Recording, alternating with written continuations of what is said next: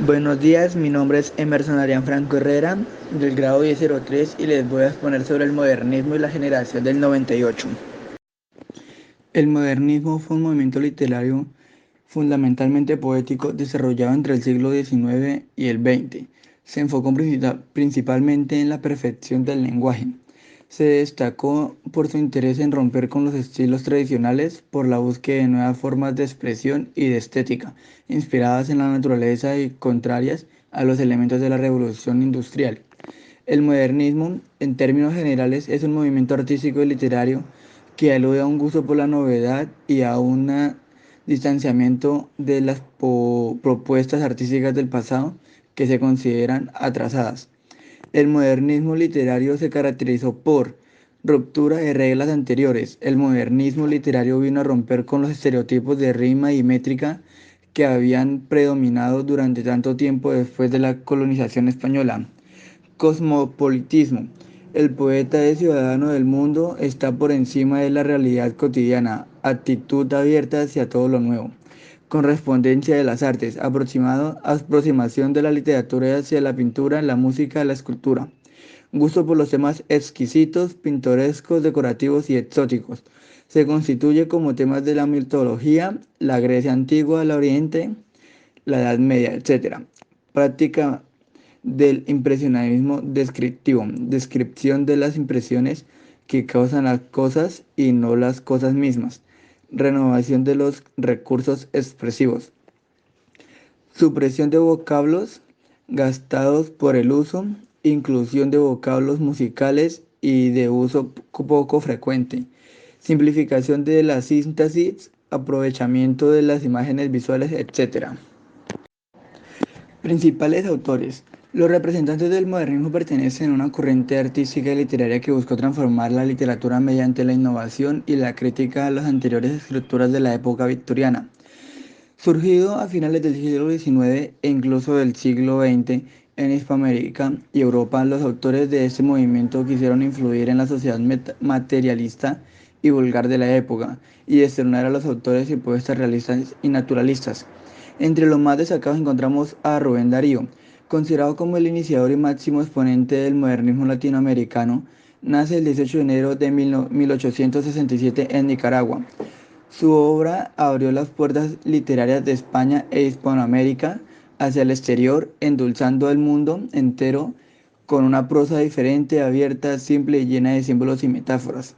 Sus principales obras modernistas y de gran fama son Azul 1888, Prosas profanas 1896, Cantos de vida y esperanzas 1905 y El canto errante 1907.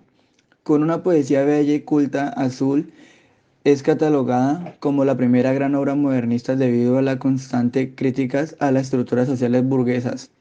Es una obra que se mezcla de la cultura americana y francesa aunada a un estilo pintoresco y delicado. El autor muere el 6 de febrero de 1916 en Nicaragua, dejando el camino abierto para los múltiples exponentes modernistas europeos que le seguirían. José Martín, fiel seguidor del movimiento modernista, nacido en Cuba en el año 1853, es un autor destacado por haber impulsado la literatura modernista de tipo nacionalista y político. Martín, político y escritor, fue el organizador de la Guerra de Independencia de Cuba, además de haber escrito las siguientes obras modernistas: Versos libres, 1878-1882, Ismaelillo, 1882, Versos sencillos, 1891 y el famoso ensayo Nuestra América, 1891.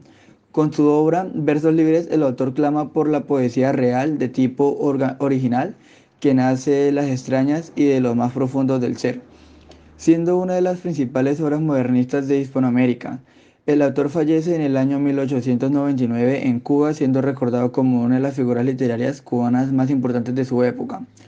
Pablo Neruda, escritor chileno nacido en el año 1904 y falleció en 1973. Ha sido galardonado con el Premio Nobel de Literatura en 1971 y es catalogado como uno de los poetas latinoamericanos más leídos a nivel mundial. Sus obras más famosas, entre ellas Crepusculario, 1923, 20 poemas de amor y una canción desesperada, 1924, Residencia en la Tierra, 1933, Canto General, 1950, y Dosas Elementales, 1954-1957. Han sido consideradas grandes obras modernistas.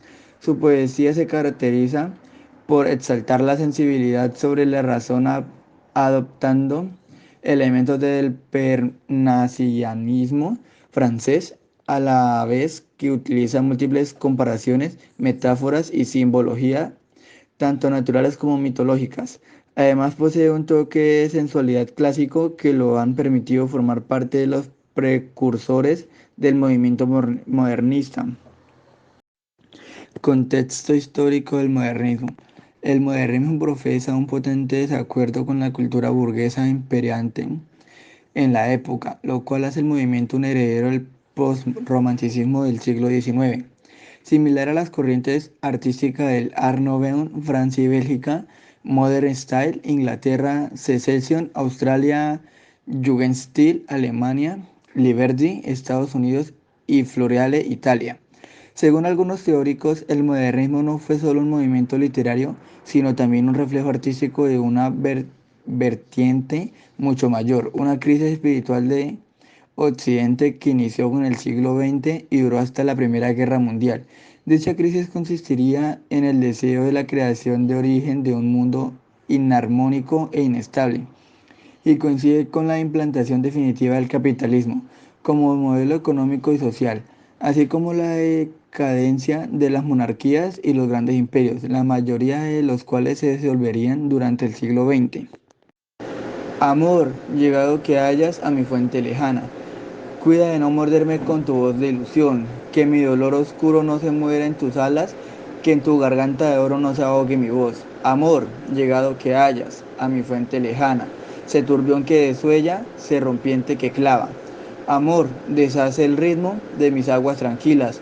Sabe ser el dolor que retiembla y que sufre, sabe mecer la angustia que se retuerce y grita. No me des el olvido, no me des la ilusión, porque todas las hojas que a la tierra han caído me tienen amarillo de oro el corazón. Amor, llegado que hayas a mi fuente lejana, tuérceme las vertientes, críspame las entrañas, y así una tarde, amor de manos crueles, arrodillado, te daré las gracias.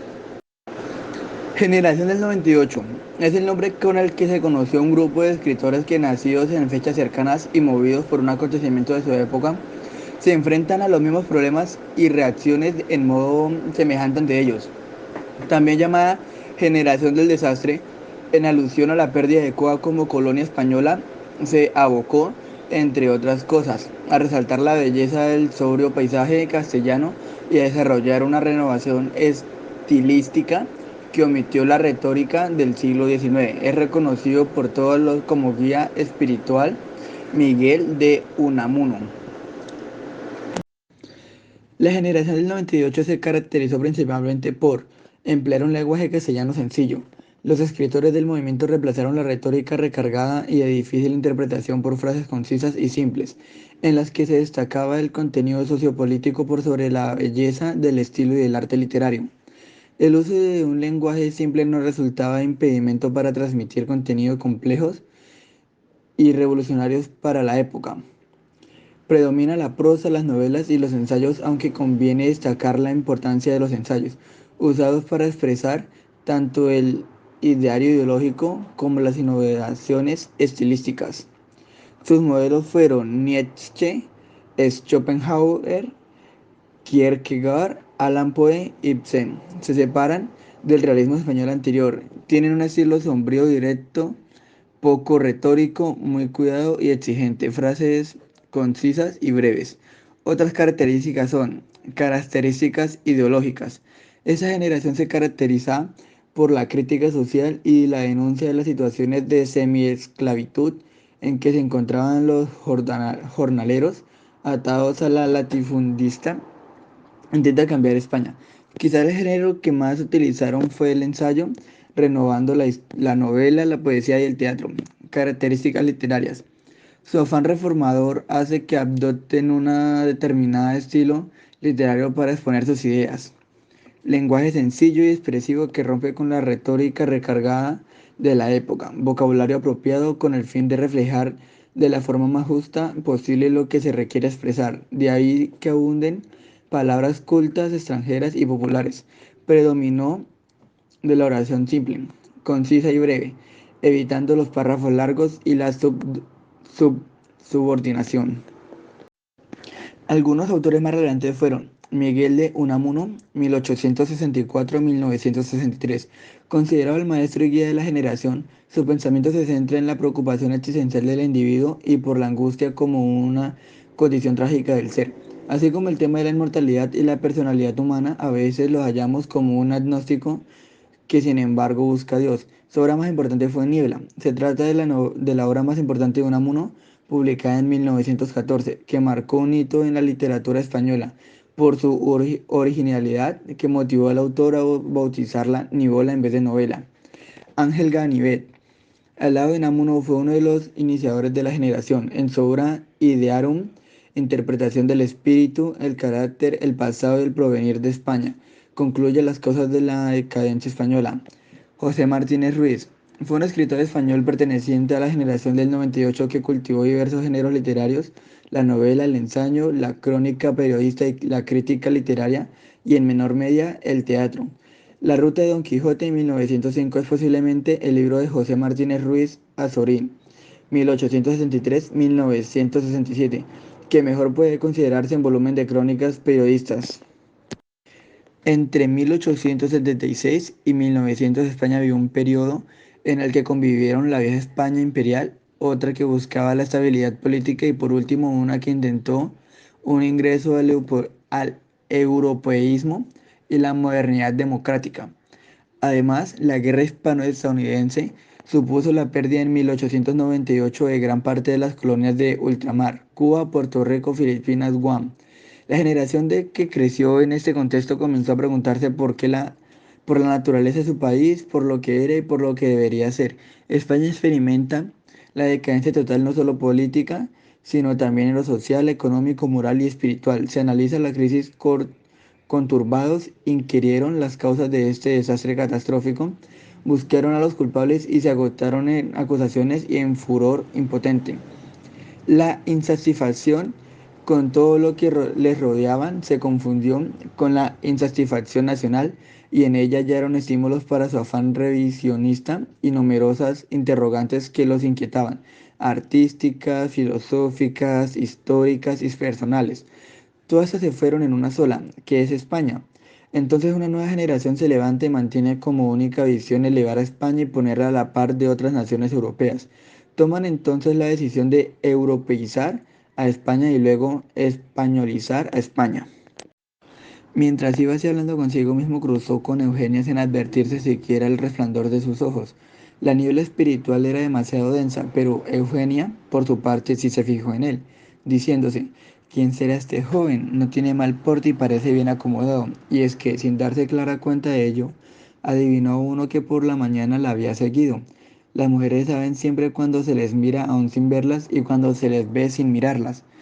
Y siguieron los dos Augusto y Eugenia en direcciones contrarias, cortando con sus almas la enmarañada telaraña espiritual de la calle, porque la calle forma un tejido en que se cruzaban miradas de deseo, de envidia, de desdén, de compasión, de amor, de odio, viejas palabras cuyo espíritu quedó cristalizado, pensamientos, anhelos, toda una tela misteriosa que envuelve las almas de los que pasan.